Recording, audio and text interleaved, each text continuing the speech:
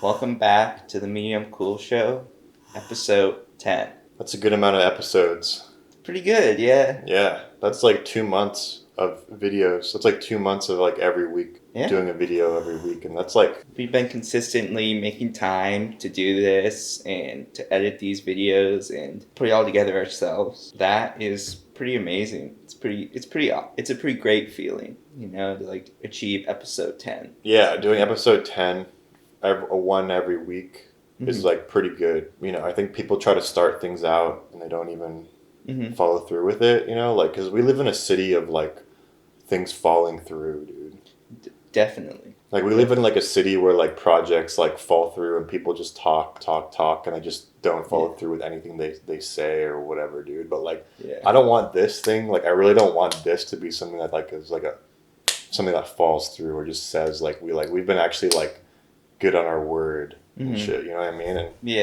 And I really talk about it, we do it, Yeah. It's something that's really important for both of us. Yeah, it is very important. This is really important to me. It's very therapeutic, and it's just something that like I look forward to, and like something that I get to do that's, it's very fulfilling to me. And like talking about movies is like my favorite thing to do, I know, me too, yeah. So really, I mean, we've talked about movies since we were kids, yeah, to kind of come full circle. And I don't know, I don't want to say like necessarily like put this out for other people, but more so like being more professional about the way we present talking about movies, It's something dude. that's kind of cool for both of us. Yeah, it's cathartic because I do find myself talking about films a lot and movies a lot to people, like, Me too. maybe too much with people. And I've had people have conversations with me about like, oh, you only talk about movies, is that the only thing you talk about? Or like my parents are like, when you talk to women, do you like only talk about films to them and shit? Like fucking trying to embarrass me, Yeah. like my parents and shit. But like, yeah, I like talking about it. It's like this is my favorite thing to do, Yeah. I don't want to talk about other bullshit like with life and whatever, dude. Like, this is like an escape for me. This is like a cathartic escape for me. Whenever like I'm working or something, I'll always try to connect to my coworkers through like movies. So Yeah. I just love to talk about movies and movies I've seen recently and just like what their favorites are. And whenever I run into people that aren't really like that, I feel awkward. Like I'm talking about it too much, or like I'm talking about something they're not interested in. And that even happens here on sets where I feel like in this city, that's where people would want to talk about movies, but that's not always the case. Yeah, dude, you find that in LA, a lot of people come out here to do film stuff or TV stuff, but then they have nothing to add. They know nothing about film. Yeah. I guess like doing this for 2 months, how did you feel like you like learned some things? Definitely. Yeah. I feel like just in general, I think more about how I talk about films and how I talk to people in general. Thinking more about the way I present myself. That's kind of been the learning experience of the first 2 months. Yeah. Also, just like conversationally, I think I have gotten a little bit better when it comes to like keeping the conversation going, like threading conversations, moving conversations, like not having these like kind of awkward pauses in there where the conversation stops. And it's kind of like a little bit of an art form to keep the conversation going and like think of the next thing to say and not like having like just a blank space. And I kind of realized that with like even people in real life, my conversations with them and stuff, Yeah.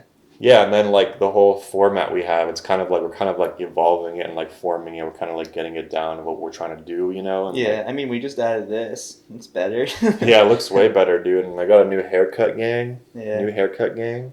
Yeah, but it's just like all about the process, and like I really do enjoy doing this show, and I hope we can keep doing it, man, and like keep growing with it, and just sometimes you think like when you're doing it or whatever, it's kind of like a process, and you're like, fuck, like this is taking a while. You got to do some patience, but it actually does kind of affect like your life outside of the show in a way. Like you get you pick up more skills, and that's like really important. It affects you can develop skills that are useful for other things and stuff. It's like it's just a nice thing where we got going. I think it's actually a very positive thing for my life, especially right now. I think I really need this. Well, I'm glad that we're doing it. I'm glad that we're continuing to do it. We'll probably learn a lot more by the 20th episode too. We had our first guest on the show, which was cool, and that like added a whole new like element to it. We need to have like more guests that know how to talk about shit like that we are, we talk about or are passionate about. When you watch someone's show or podcast or whatever, early on in their career, they sound different. Yeah. They sound like their voice doesn't sound like them, Yeah. I bet that's similar. And also their personalities come out more. Yeah, it's true. They get more comfortable. They know the routine and they know what they're going for. Yeah. I feel like we're kind of finding what we're going for. Yeah, we're not necessarily presenting ourselves the way we are in like normal life because obviously you act different when there's a camera there and you're kind of like a little bit drawn back and you're not 100% yourself. And I think over time you kind of get more used to talking on camera and letting your personality out there and just kind of saying things that are, something that you would say or whatever that makes it the characteristic of your personality. And probably that takes some time though. But I do definitely feel like I'm getting more comfortable with the flow of things doing this for 2 months, which is cool. It's nice to see. And I like just doing my own content, dude. I've fucking been doing other people's content for the past fucking 4 years now, whatever. And, they all say that it's going to lead to something else and it never does, dude. And it's not my time to do my shit and actually follow through with it. And it's also your time to fucking follow through with shit too and just do it your own thing. And you can't control other people. All you can do is control yourself and be consistent on shit. Yeah, like you said, just empty promises in this city. Yeah. A lot of things just fall through. Yeah, dude. And it's nice to have control over what we can control. Yeah. And see it through. Like I said, like our motto is like, I'd rather not talk about it, I'd rather do it. You know what I'm saying? Like not announcing things. Because it feels good to like announce things like, yeah, I'm going to do this. And then you actually have to like do it though. Like put the effort into actually do it. And that's really tough for a lot of people. I think most people, Yeah. I feel like you kind of psych yourself out. People kind of take this burden off their shoulders when they say, I'm going to write this, I'm going to do this, we're going to do these many videos or something. And then they don't hold themselves accountable because they take that burden off themselves and they're like, well, someone else knows about it. Yeah. And, I think it's just best to just one step at a time. Like you just do one video, try to do one video and see if you can get that done and see how you feel and like not overextending yourself, not trying to do too much work at once and then burn out and kind of like take a break and, lose momentum. It's kind of like a slow, like one thing at a time, one video at a time type consistently trying. The consistency is very hard. That's like I think people get stuck there and they're passionate about a project and they have that energy to do it. And then once they start doing it, they kind of just, I don't know, they get tired or whatever. Because it is a little bit of a grind too. It is. Yeah. But I think, making it to episode 10, our passion is like enough to keep doing it. But this is a nice thing because it's like kind of a W compared to all the other disappointments in my life. Yeah. Like seriously. Life's hard, dude. Yeah, man. Life is hard. There's not always going to be W's. There's going to be fat L's sometimes, but that's just the way it goes. Yeah. And just like we live in such a weird time right now. Like the world is weird right now. It is. Yeah. Society is weird right now. It's not the same. Like everything after 2019 is not the same, dude. You can't say it's like the same. We're just so different, I think, and the world is just, oh, man.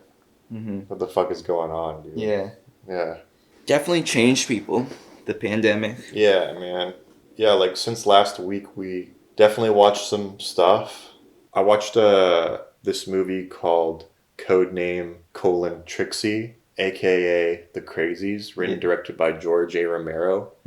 A cool little film, a cool little 1973 low budge, like $200K budge film. It's like his third film that he ever did. He made Not a Living Dad, and then he made this other romantic comedy, I forgot what it was called, and then he made The Crazies. It was a nice little picture. nice little horror, low budge 70s picture, which I really like. I really like that. Kind of see the development in his career to where he reached Dawn of the Dead, which is honestly like one of my favorite horror movies, my favorite zombie movie ever made. And you can kind of see like the building blocks that were laid out for George R. Romero to make like his other films, you know, because you can kind of see elements build up to that peak, because I think in Night of the Living Dead, you know, that's like super low budget, that he made it for like nothing, just with like his friends, but he had something to say and kind of had these like societal, governmental, you know, commentary with it. Yeah. And you also see that with the Crazies, because the Crazies is about a town that accidentally gets infected with this like bacterial weapon,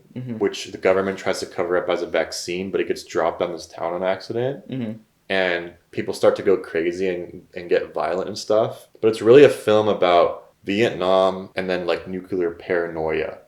That's what I got. I came in at the end of the picture, and that's definitely what I was feeling, was this this of the time nuclear paranoia. Yeah. That's exactly what was going on, and that's what the movie is really about. Even though it's an infected people movie, but it's really about sort of like America at that time, which is what I respect about Romero. Like, Romero's films always have something to do with America at the time. Like Night of the Living Dead definitely has to do with kind of like more revolutionary type ideas, and then like government like mistrust and shit, because, you know, after Vietnam, like people in America like switched over, and they're like, dude, we can't really trust the government anymore, compared to like World War II. We had like America was like the hero of the world, and we can really trust the government. And then after Vietnam, it was like, dude, what the fuck is going on? Like, we don't trust the government. And Romero really does that with his pictures, with like the army people like coming in and like killing whoever's infected, no matter, even if they're like not infected, that they don't trust like the people, and people don't trust them. And in the Crazies, we get like this rebellion that forms to like fight the government, because they realize like, no, the government's like not going about, like, we can't trust them and shit. And that's like what's a very cool staple of George R. Romero in his films. And you can see that also in Dawn of the Dead and shit too. And everything's like a commentary on like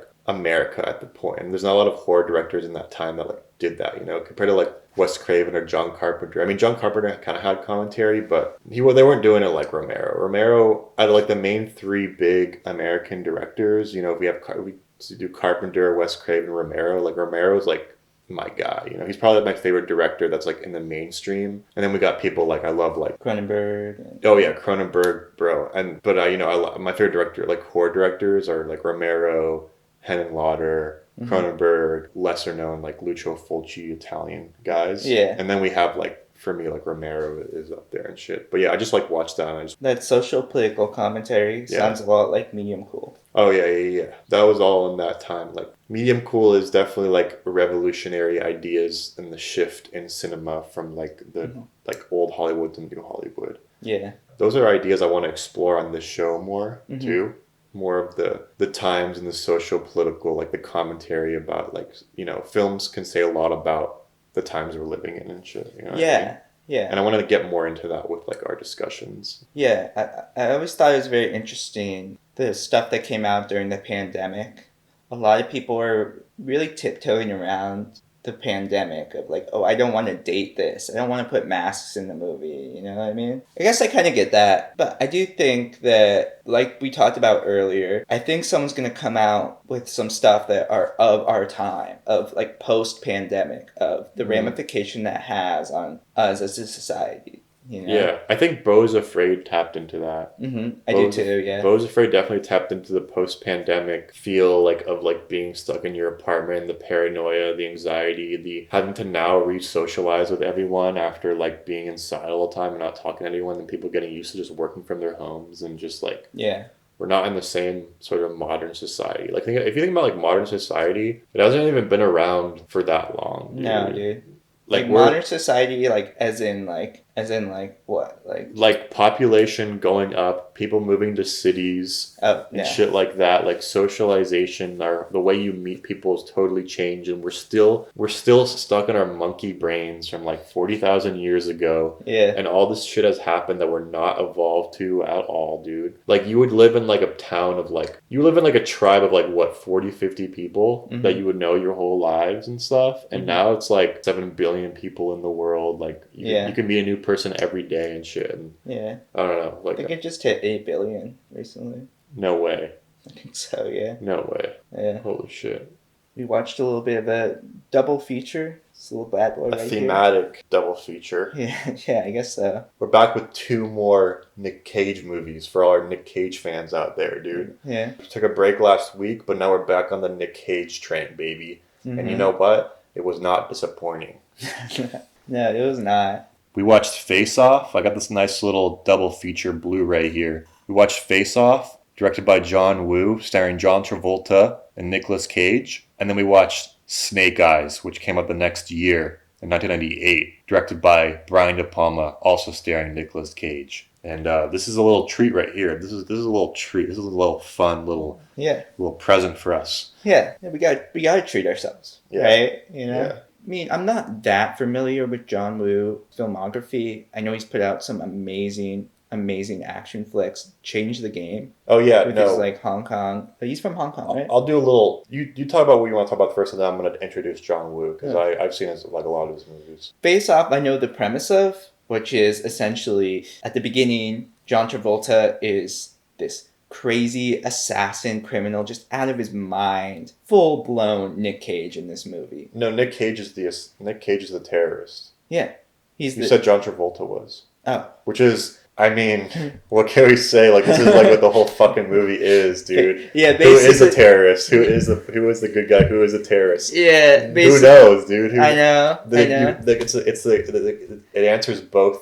Yeah. It is the same. They both are. Yeah. So, but basically, one of them, John Travolta starts off as this, cop, CIA agent, and he's trying to stop this terrorist, Nicolas Cage, who's crazy, bigger than life, acting persona, like insane. The intro is John Travolta's on a carousel with his son, slow-mo shot, and Nick Cage is just at the end of the park in broad daylight with a sniper rifle, shoots on the bullet, goes through John Travolta and hits his son and kills his son. And John Travolta survives, so he's got a revenge story here. This is personal. And it cuts 6 years later. 6 years later, and he's like, we're narrowing in on Nick Cage. We got him. There's this really cool airplane chase, and John Travolta finally is able to best Nick Cage. Yeah, he's been chasing this guy for the past 6 years. This like the most wanted terrorist in the world. Mm-hmm. He's a really respected terrorist in the world, as we see later on when he like goes to prison and stuff. Yeah. But continue on. But so essentially what happens is the idea is Nick Cage, before he was apprehended, planted a bomb somewhere in Los Angeles. Super deadly bomb, nerve gas, explosion, everything, right? In order to get that information, the only other person that would know that is Nick Cage's brother, who's in prison. The most ridiculous premise ever. The CIA has found a way to take the face off of another person and put it on someone else. And super realistic. Not plastic surgery, just completely turn into another person. So John Travolta then has to turn into Nick Cage. Eventually Nick Cage's character wakes up and turns into John Travolta, so then they're swapped, right? And the best thing about this movie is you have 2 crazy, crazy actors that can put on crazy performances, being able to play this crazy terrorist. Yeah. And being able to play this sympathetic CIA agent. Yeah, their roles switch 20-30 minutes into the picture. So when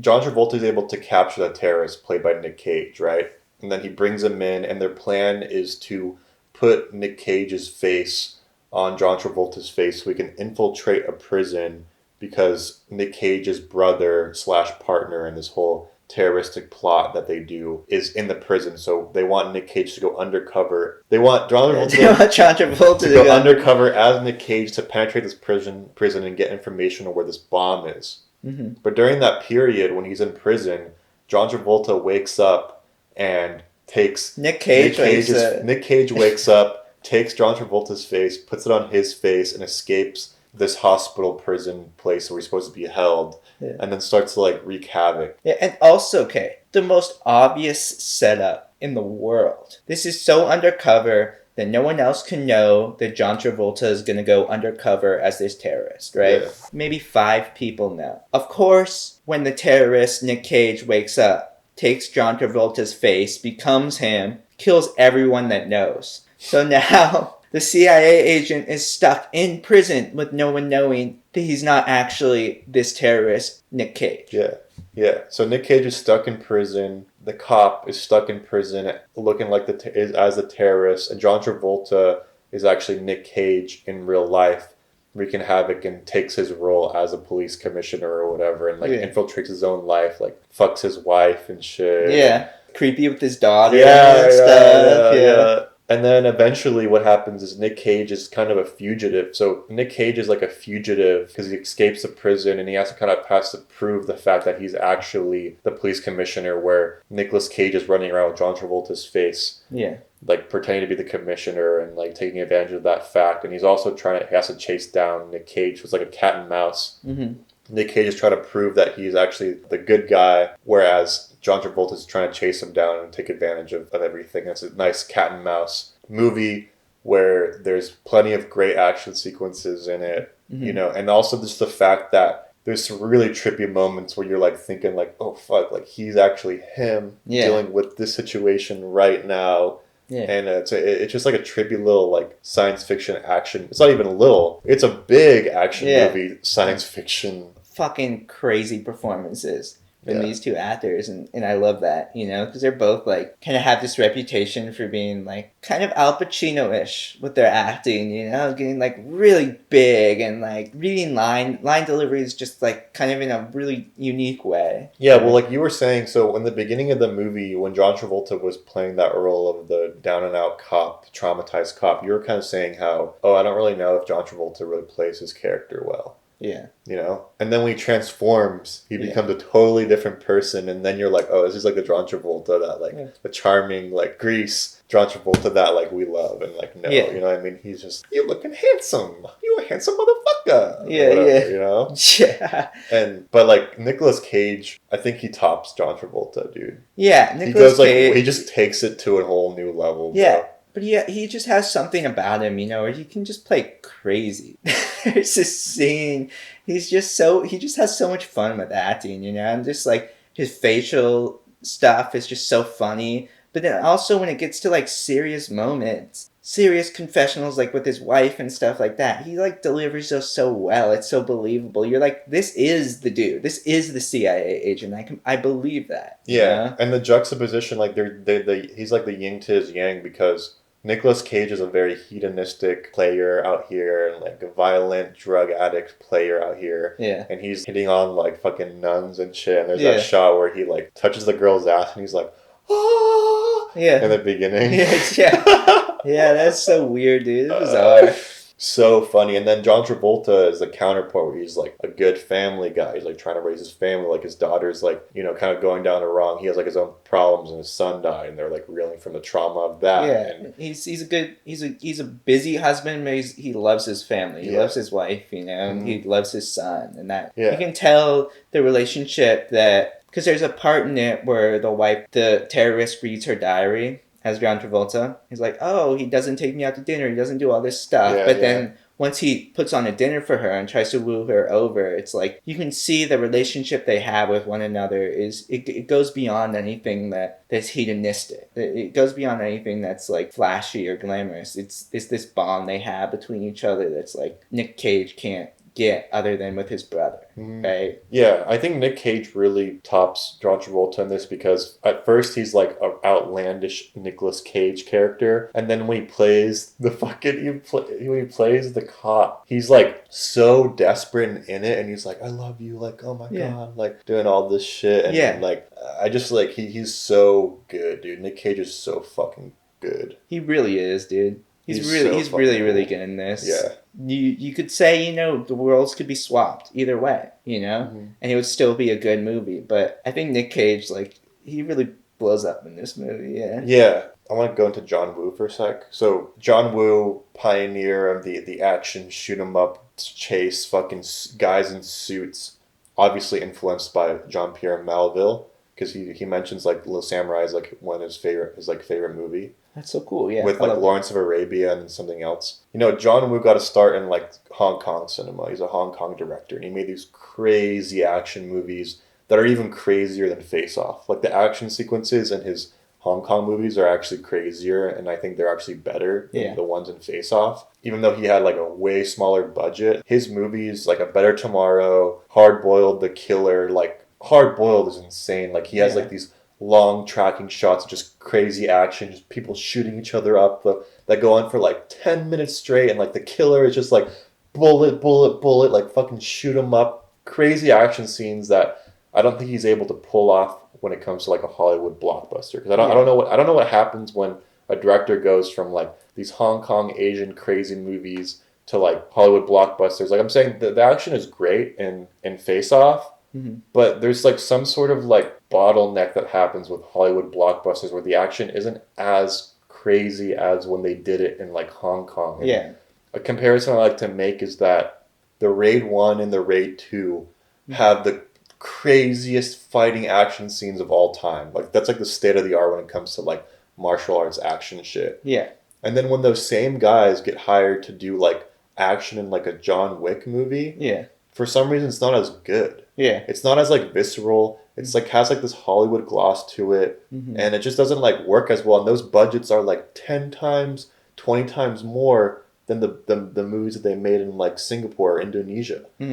And I just don't know what it is that kind of, and with the John Woo movies, I feel the same way. I feel like his action movies that he did in Hong Kong are way more visceral. They're 10 times like crazier than the actual movies that he did in America. Even though the budget, he had like way more of a budget. I don't know what the change is with that. I think it's the passion, dude. I think it's two things. I think it's the passion people have when they have a low budget. They have to get creative. They have to think out of the box, and they have a fire under their ass to make something that they enjoy, right? I think when you go over to Hollywood, there's all this money involved and a lot more pressure and a lot more hands-on. Yeah. You don't have that passion to prove yourself. Suddenly, it's this like pressure to prove yourself. Yeah. It's not passion. The more hands-on, the more the picture changes. You know, suddenly it's not all about action. Suddenly it's about how would John Travolta feel? You know, like how can we make this a character picture instead of an action flick? Yeah, that's very Hollywood. Yeah. It's very, very Hollywood, this movie, compared to his other, Hong Kong stuff. And then what's interesting is that he made this movie with Nicolas Cage, and then he directed this, and then he directed Mission Impossible 2. And when we get to Snake Eyes, Brian De Palma also Mission Impossible 1, and this is like his, this is like an interesting era, because also the same year as that Face Off came out, Con Air came out. Yeah. So we think about the trajectory of Nick Cage's career, like he did like those art house, like Leaving Las Vegas stuff, and then he came back and did like action movies and stuff. But I think it's just like an interesting time in his career. He was doing a lot of big movies at this point in time. But also it looks like he's having fun with these movies, you know? Like he's, I don't know. I just always say that, but that really resonates with me when you see like an actor like really having fun with it and not afraid to like put on makeup or look stupid on camera. You know, like I feel like so many actors nowadays would be like, I'm not going to do that. That's going to make me look bad. Yeah. Nick Cage is never like that. He's like, all right, but what if I like up it even more? You know? And there's something about that I really like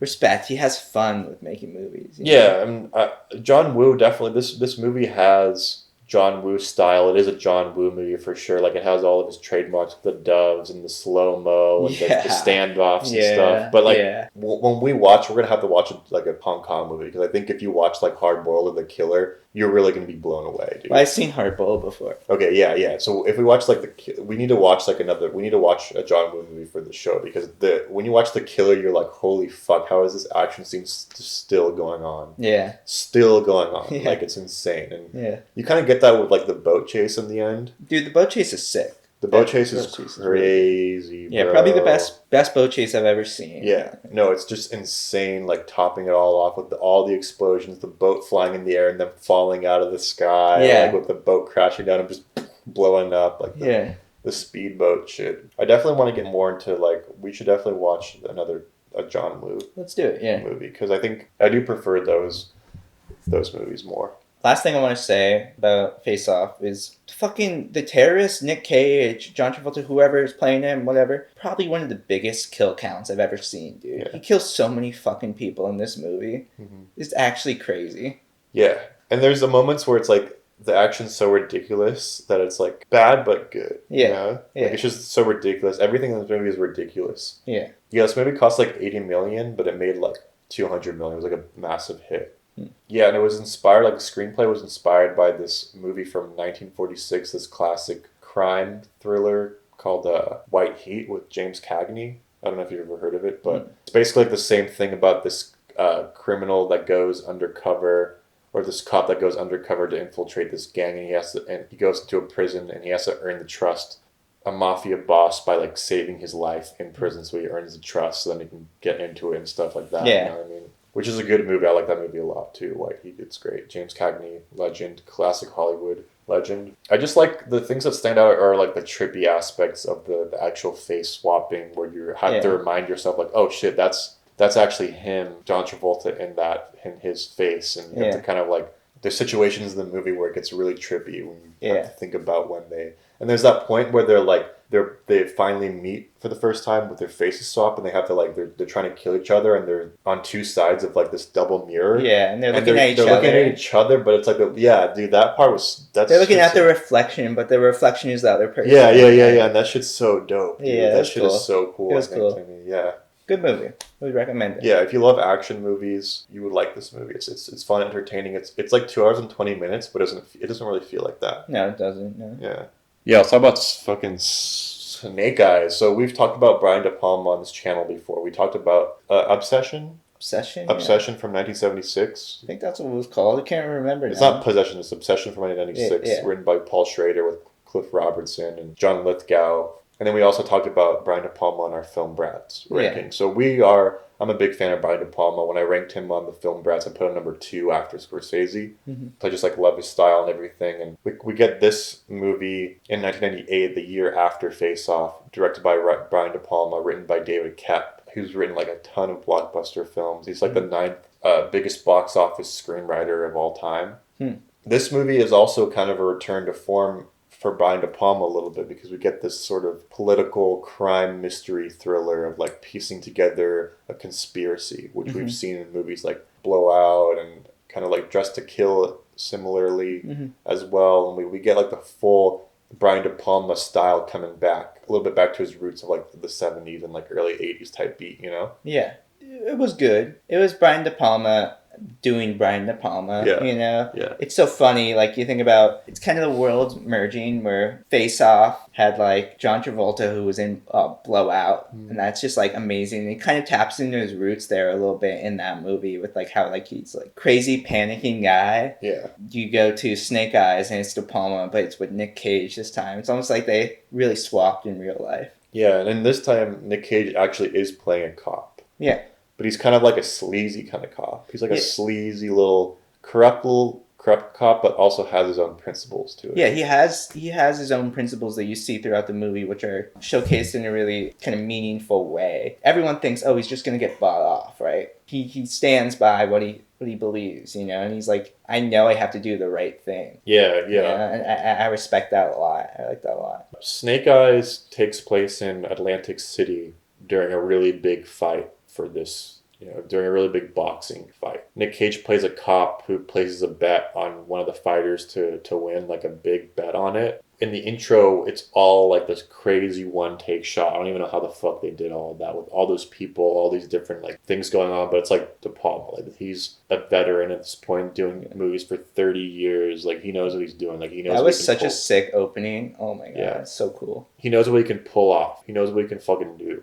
Yeah. But basically he gets involved in this conspiracy because during the fight, the fighter throws the match on purpose, and then also during that, a political...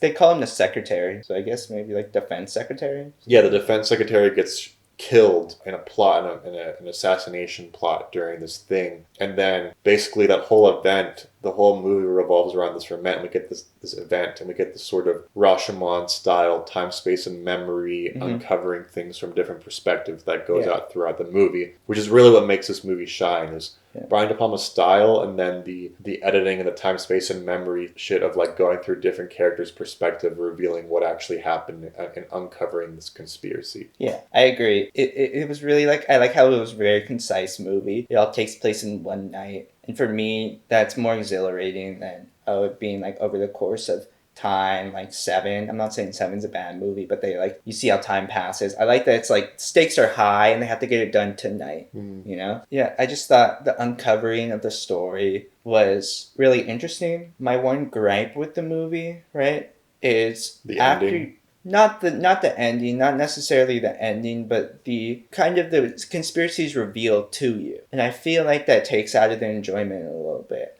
Because part of it was finding out for ourselves, like you said, with flashbacks and whatnot, how they reveal kind of the little clues that happen. Once you realize what's going on, it kind of loses that magic a little bit. And then it turns into a little bit of a different thing where Nick Cage now has to protect this woman. The only witness. The only witness. I don't know, that reveal kind of, I felt like slowed the movie down a little bit. And that was my one gripe with it. But other than that, I had a fun time with this movie. I thought it was a clean De Palma film. The action's like really kind of exhilarating. Like the mystery of it is really exhilarating. Yeah, I think I would agree on that. Like, once the mystery is all played out and you find out everything, I will say that the movie does kind of slow down in terms of like enjoyment and engagement. But once that's going on, you're seeing like these different perspectives. And you're like, oh, that's what happened. Oh, that's who that person was. Like, that's really what makes this movie shine. And obviously, it is kind of a style over substance type movie, which we get from De Palma. But that's like what I am into. I'm into that. Type of thing, like the form over the function or whatever, you know what I mean? Yeah. But yeah, I will say, like, by the end, the ending isn't the best part of the movie, which is kind of a thing for me where I need my endings in my films to be the best part. I can't, that's like, the climax needs to be really like what everything kind of comes together and get that release. And this one doesn't really have that. It's mostly about the intrigue of the plot and revealing things to the audience. That's really cool. And the style he does it, and the split screens and like the crane shots and all these long takes he does. And and then once that kind of ends, it just kind of falls off a little bit as a movie. It's not a perfect movie per se, but you know, it's a good little Brian De Palma. It's not little. It's like $80 million. Yeah. But it was good. I enjoy this film. I like Brian De Palma a lot. Like, I like his movies because I like his brand and his style. So I'll just watch a movie just because it's Brian De Palma, you know? Mm-hmm. This comes at an interesting point in Brian De Palma's career because this is like him working 30 years in the game. And then, you know, this is after he also made Mission Impossible. He made Mission Impossible 1. And then, you know, John Woo made Mission Impossible 2, which is an interesting little that we have with this, like, you know, this set we have here. This double feature set. And also, Brian De Palma, John Travolta, dude, like he's in like Carrie, he's in Blowout. But those are amazing, dude. Yeah. So there's like interesting parallels between Nick Cage and John Travolta in that aspect with Brian De Palma, you know? If I had to pick between these two, though, I enjoyed Face Off more. Yeah. Snake Eyes is a cool little mystery. It's a very well made picture, but I just enjoyed Face Off more. Yeah. I would say like Snake Eyes, if you're a fan of Nicolas Cage and De Palma, definitely watch this movie. I think it's kind of a staple in the Nick Cage's career and Brian De Palma's career as well, you know? You got Snake Eyes, buddy. Yeah, we get those casino terms and stuff in there. All right. Now for a little more art house discussion. Yeah. We got to throw in a little art house film there because we love the art house shit and we can't just talk about like, you know, the fun shit. We got to talk about some more serious cinema, foreign cinema that we also love because I like foreign cinema. I love that shit. And we got to talk about it. Yeah, dude, we have to. Like, it's fucking one of my favorite things ever is just these art house foreign pictures that just totally change your perspective on film. Yeah, dude. You see how it shapes Hollywood. And I think you have to pay homage. You have to give your respects to those people that aren't seen enough, you know? Because it's fucking amazing. Today we're talking about the third installment of Krzysztof Kowalski's Three Colors trilogy. This one is Three Colors Red that came out in 1994. The last picture that Krzysztof Kowalski ever made. He said that he was going to retire after this, and he died 2 years later. Three Colors Red, it's a pretty great movie. Yeah. It's pretty great. It might be the best one out of the three. You think so? It might be the best one out of the three. Yeah. There's like way deeper themes going on with this movie. It's a little bit more like energetic and it's a little bit more experimental as well. Like this whole interconnecting thing. Like there's like pieces that you kind of miss that kind of come back together and stuff. I think thematically it's very like sound. And Three Colors is based on liberty, equality, and fraternity. This is the fraternity one, which has to do with, you know, your connection with someone else, your your bond with someone else, and that's what this movie is about. I love this movie. I just, as a whole, after finishing the Three Well, Colors trilogy, you literally just watched it I before we started literally filming. just watched it, right before this. Yeah. I love the Three Colors trilogy. Krzysztof Kowalski, fucking amazing, dude. Yeah. Like, I gotta finish Decalogue now. I gotta watch his other stuff. We gotta watch The Double Life of Verani. Okay, let's do it, dude. Like, I'm totally on board the Kowalski train. Yeah. We have a new cinematic language downloaded into our brains because of Krzysztof Kowalski. He invented his own film form that like no one else can. They can try to do it, but they're just not gonna. Dude. It's hard to describe. All you can say is that this is a Krzysztof Kowalski type movie. Dude, what he gets out of his like actresses and actors and like the performances he gets, fucking amazing. They're so subtle, but they say so much about what he's trying to say, and he's so delicate. He's so delicate with everything, like every performance, everything he puts on screen. There's so much intentionality behind it. It's just fucking such a masterclass. Yeah. He's a real artist. He's definitely a real artist. Yeah. So Three Colors Red follows Valentina, who is this model living in Geneva, which is interesting that all these movies kind of move around Europe a little bit. Yeah, it takes place in Switzerland. Mm-hmm. She is in a long-distance relationship with her boyfriend that lives in Britain. Her boyfriend constantly is calling her up, being like, "Are you alone? Did you see anyone tonight? What do you do?" Like, super controlling and super jealous, Yeah. And she's just lonely, She's like, "No, I haven't seen anyone. Like, I need some kind of connection. I miss you." And he's not giving that to her, Mm. Basically, at a certain point in the film, she hits a dog. And she sees the caller and she sees the address. So she goes to the address and she meets your boy.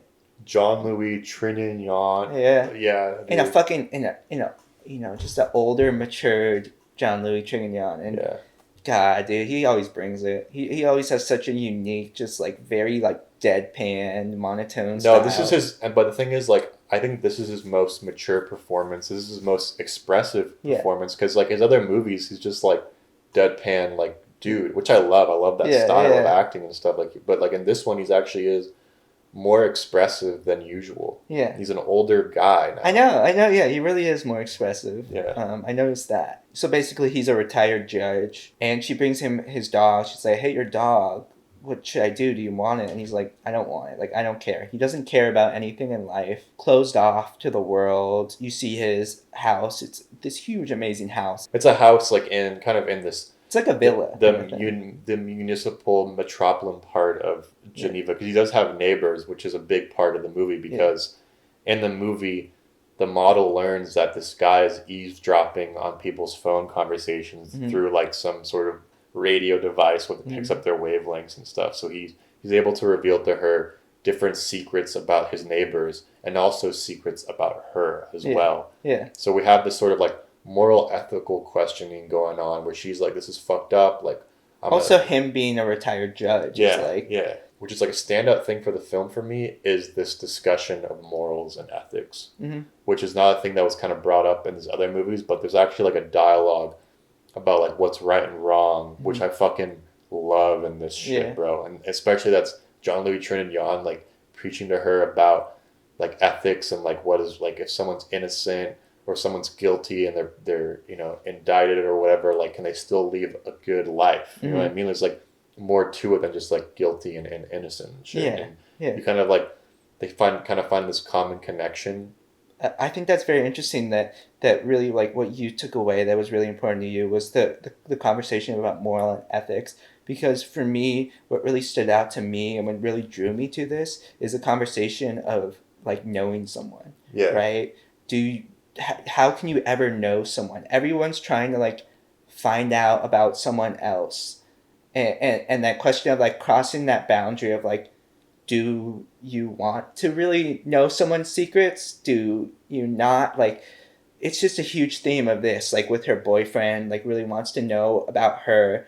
And she is really such a standout, the main actress, she's such a standout performance in this because she's so innocent and she's so free, more free than any other character we've seen in his work. She's very young, but she's very strong in like her values, and she knows what she wants and what's right and wrong, you know?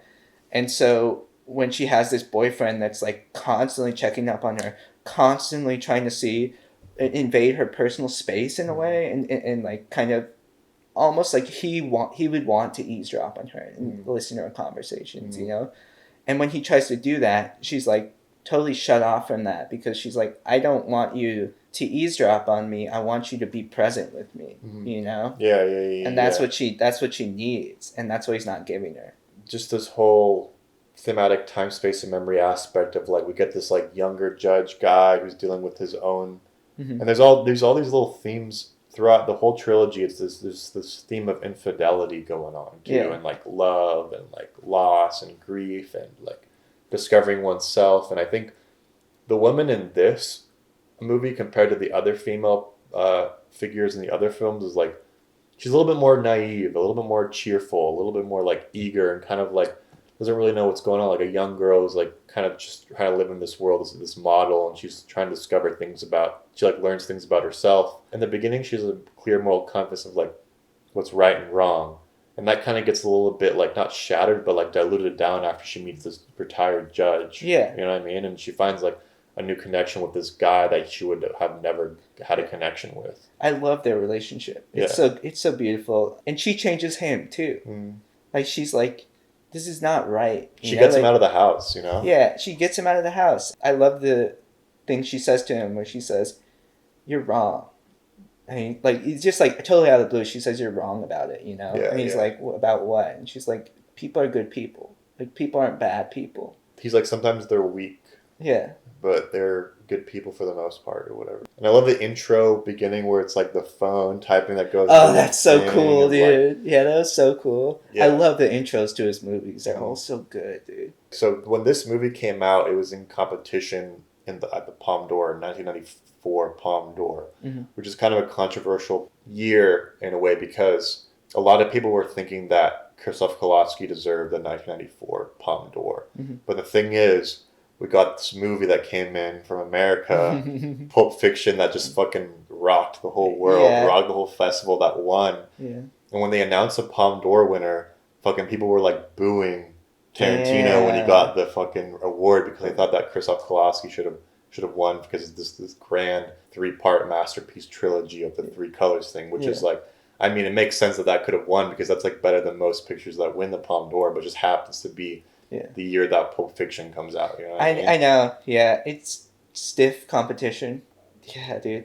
This was also talked about to be nominated for the Oscar that year. Yeah. And it was actually disqualified because it is a Swiss production. So it was nominated for foreign language, but because it's like a part Swiss production, it was disqualified, which I found very interesting. But it definitely should have been nominated. Oh, yeah, this is definitely better than a lot of films. And I think Jean-Louis Trintignant is in my like top 3 actors of the sort of European art house era of like the 60s and 70s, along with, you know, Marcello Mastroianni, who was in like La Dolce Vita, those Fellini movies, Michelangelo Antonioni movies, and then I got to throw in my boy Alain Delon in there, dude. Yeah, like that guy, that guy might be my favorite out of the 3, but those guys are like interchangeable for me. I love Jean-Louis Trintignant as one of my favorite actors of all time. You know, like Z, The Great Silence. You know, like The Conformist, So Sweet, So Perverse.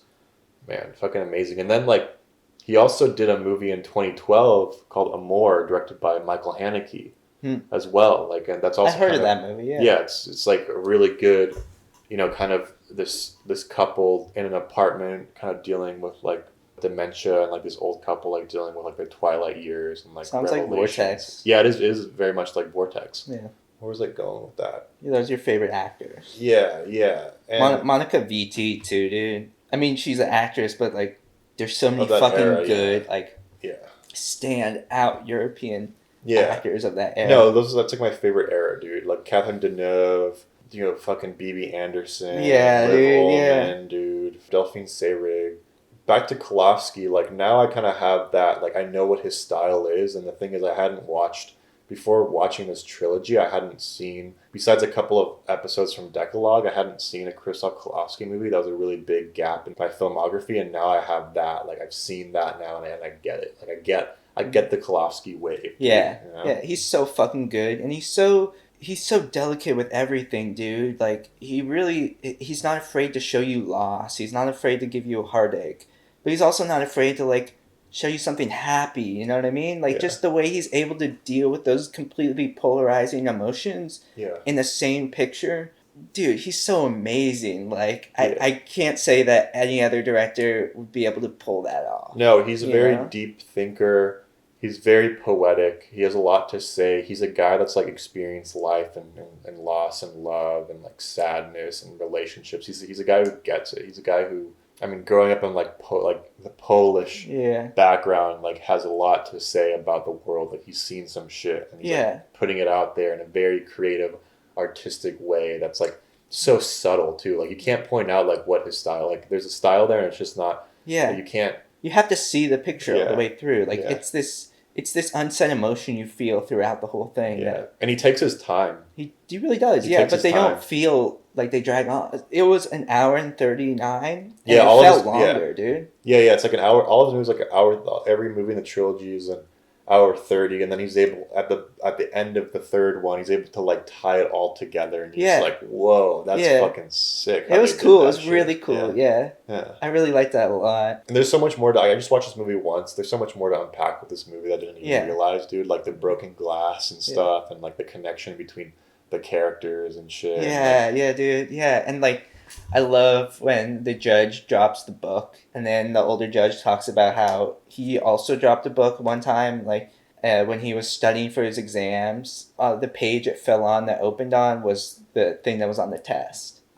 Yeah. I love that, like, kind of like that intertwining of the two characters, the young judge and the old judge, and, like, how their past kind of mirror one another in a way, and what it says about love and loss of love. Yeah, and I also wanted to ask you, so what do you think about the color theory in this? What do you think about the use of color theory? And, like, we can talk about, I want to hear what your thoughts on the red, use of red, and I want to hear your thoughts on, like, the other two. What do you think it all means, and, like, the feeling it gives you? Because for me, the feeling of red, when you see red, gives me definitely a different feeling than when I see white or blue. Like, red is, like, a very passionate color. It's a very, like, it's a very intimate color. And the woman in this movie, her name is Valentine. Yeah. And it does fit with her character because she is kind of like this lovable, like, happy-go-lucky kind of girl. Like, she has a more optimistic view on life. Yeah, definitely. And this red is not like this red. It's like darker, you know what I mean? Like, they use it in the set so fucking perfectly, and, like,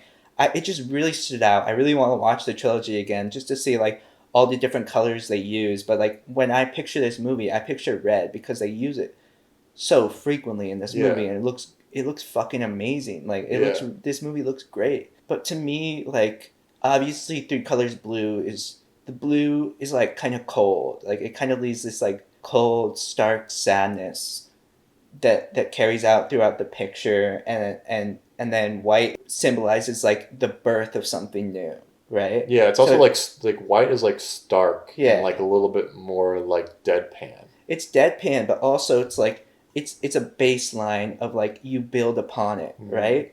And so I felt like when the second picture, when he goes to Poland and it's just this, like, stark white Poland, you kind of feel like it's a rebirth for him in a way. So that's how I pictured white. And then for this movie, definitely pictured red as, like, a lot of people associate red, like, seeing red with, like, anger, hatred, and that's kind of what I thought I was going into with this movie.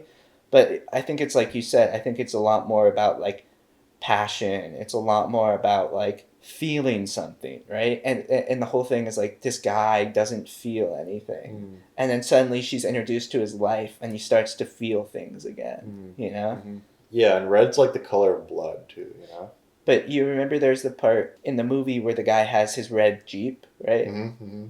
And the young judge finds out that his girlfriend is cheating on him, and he sees her, and then he goes home in the morning, he arrives in the morning home, and he leaves his red Jeep on, and the Jeep dies. Yeah, and he also leaves the dog. He leaves the dog out. Yeah, he leaves the dog out. Yeah, yeah. But the red Jeep dying was for me, it was like a symbolism of like his passion that he had. Yeah. Dying. Yeah. Yeah, and also like we have the thing with the dogs. Like the dog gets hit by the car, and then the dog gets left. Like I guess the dogs are kind of extensions of how we feel about people and like relationships, right? In a way. Because when she saves the dog, she returns it to him, and like the dog heals, and the dog.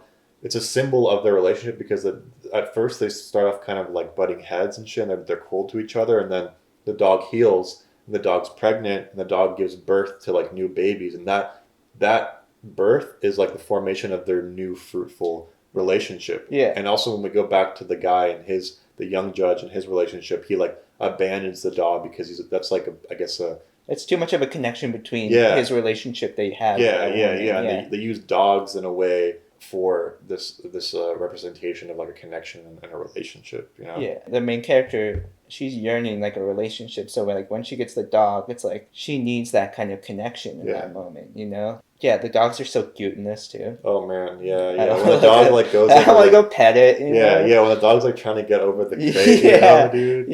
Oh man. Yeah. And you can see like it's the first time he's like happy in the movie when he pets that dog, dude. Yeah. Which is like.